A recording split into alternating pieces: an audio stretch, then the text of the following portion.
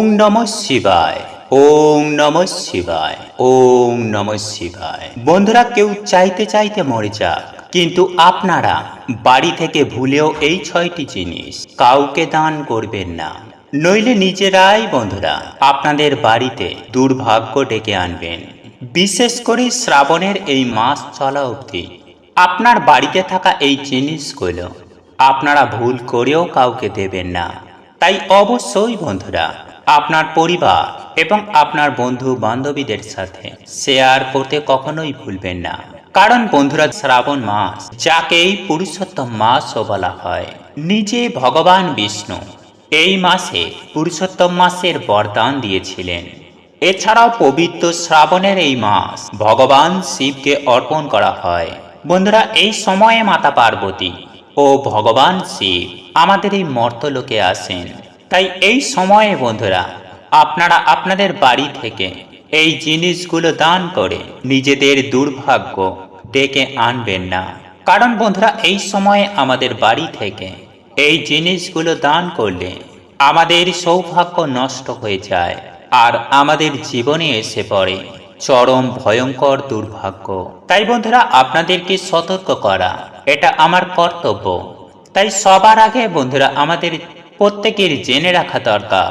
তাই এই প্রসঙ্গে বিস্তারিত জানার আগে আপনাদের বলে রাখি, আপনি যদি আমাদের এই চ্যানেলে নতুন হয়ে থাকেন তাহলে চ্যানেলটি অবশ্যই সাবস্ক্রাইব করুন এবং পাশে থাকা নোটিফিকেশন বেল আইকনটি ক্লিক করুন। কারণ আমি বিভিন্ন প্রকার তন্ত্র মন্ত্র বশীকরণ, টোটকা, বাস্তু টিপস, জ্যোতিষশাস্ত্র, পুজো আরাধনা এবং ব্ল্যাক ম্যাজিক করা নিয়ে নিত্য নতুন ভিডিও আপলোড করে থাকি, যা প্রয়োগ করার মাধ্যমে আপনার জীবনে থাকা সকল প্রকার সমস্যার সমাধান হয়ে যাবে।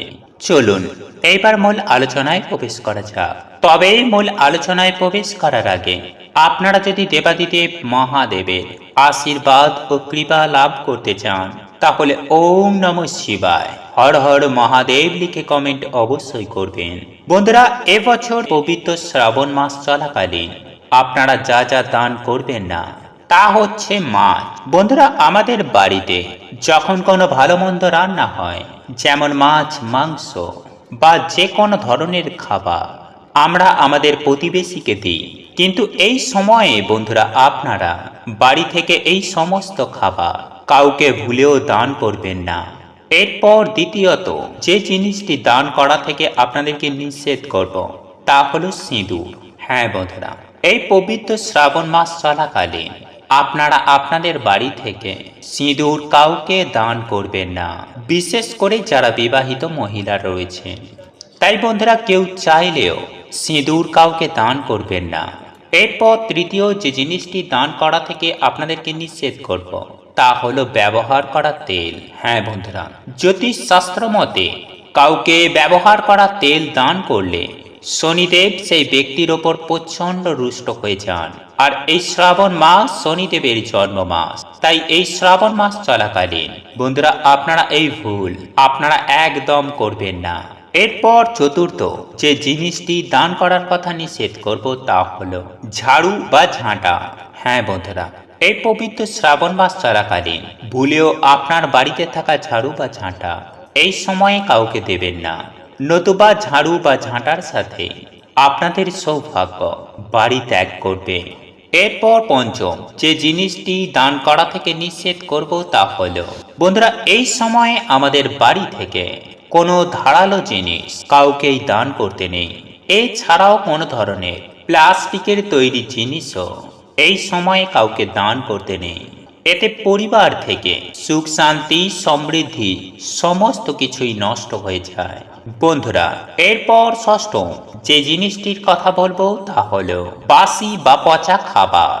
বন্ধুরা, আমরা আপনারা প্রত্যেকেই জানি যে খাদ্য দান মহাদান, কিন্তু যদি বন্ধুরা আমাদের বেঁচে যাওয়া খাবার বা কোনো পচা কিংবা বাসি খাবার যদি কোনো অসহায় ব্যক্তিকে আমরা দান করি তাহলে সেটা মাতা অন্নপূর্ণাকে অপমান করার সমান।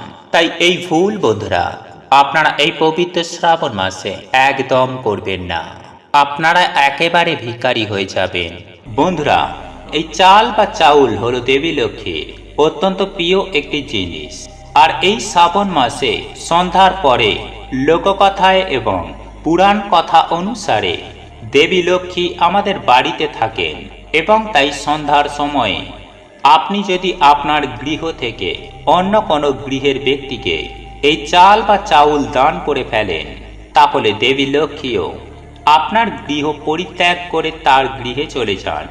আর দেবী লক্ষ্মী যদি আপনার ওপর একবার অসন্তুষ্ট হন, তাহলে সেই গৃহের ওপর খারাপ প্রভাব যে কিভাবে পড়বে আশা করি তা আপনাদের অনুমান আছে। তাই অতি অবশ্যই এই পবিত্র শ্রাবণ মাসে সন্ধ্যার পর চাল বা চাউল যা আমাদের প্রত্যেক দিনের কাজে ব্যবহার করা হয়, সেই চাল বা চাউল সন্ধ্যার পরবর্তী সময়ে অন্য কাউকে দেবেন না। বন্ধুরা, এরপর তৃতীয় যে জিনিসটির কথা বলবো তা হলো হলুদ।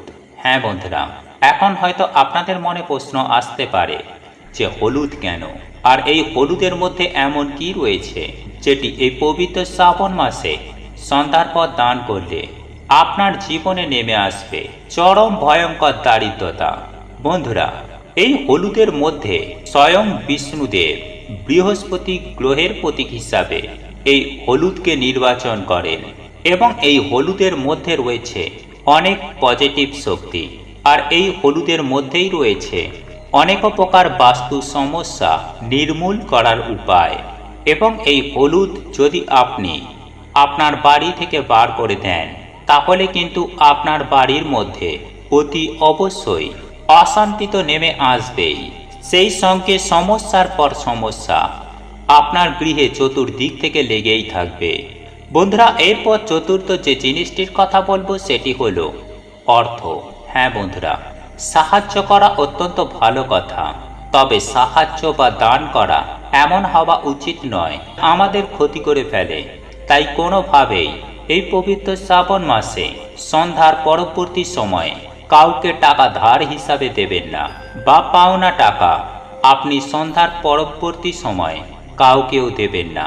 অর্থাৎ আমি আপনাকে এক কথায় বলতে চাইছি যে এই পবিত্র শ্রাবণ মাসে সন্ধ্যার পর গৃহ থেকে অর্থ বার করবেন না। তবে এখন প্রশ্ন আসতেই পারে যে বাজার হাট বা অন্যান্য কার্য করা যাবে না। বন্ধুরা, এই প্রশ্নের উত্তরে বলি যে এগুলি অবশ্যই করা যাবে, কারণ এখানে বলা হচ্ছে ধার হিসাবে কাউকে দেবেন না। অর্থাৎ আপনারা কেনা বেচা করতেই পারেন, কিন্তু ধার একদমই দেবেন না। এর ফলে মা লক্ষ্মী অত্যন্ত অসন্তুষ্ট বোধ করে এবং সেই গৃহ ছেড়ে অন্যত্র চলে যায়। তাই এই পবিত্র শ্রাবণ মাসে সন্ধ্যার পরবর্তী সময়ে ভুলেও এই কাজগুলি করবেন না। এরপর সর্বশেষ পঞ্চম যে জিনিসটির কথা বলবো সেটি অত্যন্ত গুরুত্বপূর্ণ এবং তা হলো আপনার বাড়ির ঠাকুর ঘরে বিভিন্ন জিনিসপত্র বা বস্তু। বন্ধুরা, আপনারা প্রত্যেকেই জানি যে ঠাকুর ঘরের প্রত্যেকটি বস্তু বিভিন্ন শক্তিদায়ক এবং পজিটিভ শক্তিতে ভরপুর হয়ে থাকে। এবং এই বস্তুগুলি যদি আপনি এই পবিত্র শ্রাবণ মাসে সন্ধ্যার পর অন্য কোনো ব্যক্তিকে বা ব্যবহার করতে দেন, তাহলে কিন্তু আপনার গৃহে চরম থেকে চরমতর ক্ষতির মুখে আপনাদের পড়তে হবে। বন্ধুরা, আপনারা নিশ্চয়ই দেখে থাকবেন যে পাড়ায় অনেকেই বিভিন্ন ব্যক্তিরা ঠাকুর ঘরের জিনিসপত্রগুলোকে দান হিসাবে বা ব্যবহার করার জন্য অন্য কাউকে দিয়ে থাকেন কিছুক্ষণের জন্য। কিন্তু বন্ধুরা, আপনারা ভুলেও এই রকম কার্য করবেন না। বন্ধুরা, আপনার পাড়া প্রতিবেশী যদি এই রকম কিছু চাইতে আসে, তাহলে তাকে আপনি বুঝিয়ে বলুন যে এই রকম কিছু দেওয়া একদমই উচিত নয়, বা তাকে এই ভিডিওটি সম্পর্কে অবগত করাবেন। আশা করি সেও বিষয়টি বুঝতে পারবে এবং অতি অবশ্যই আপনার গৃহে আর ক্ষতি হবে না। বন্ধুরা, আপনাদের এই ভিডিওটি যদি পছন্দ হয়ে থাকে, তাহলে ভিডিওটি লাইক করুন, কমেন্ট করুন এবং বন্ধুদের সাথে শেয়ার অবশ্যই করুন। মনে রাখবেন, আপনার একটি শেয়ার অনেক মানুষকে উপকৃত করতে পারে। এবং আপনি যদি নতুন হয়ে থাকেন, তাহলে চ্যানেলটি অবশ্যই সাবস্ক্রাইব করবেন এবং পাশে থাকা নোটিফিকেশন বেল আইকনটি ক্লিক করবেন এইরূপ নিত্য নতুন ভিডিও সবার আগে দেখার জন্য। ঈশ্বর আপনার মঙ্গল করুক। আপনি সুস্থ থাকুন, ভালো থাকুন।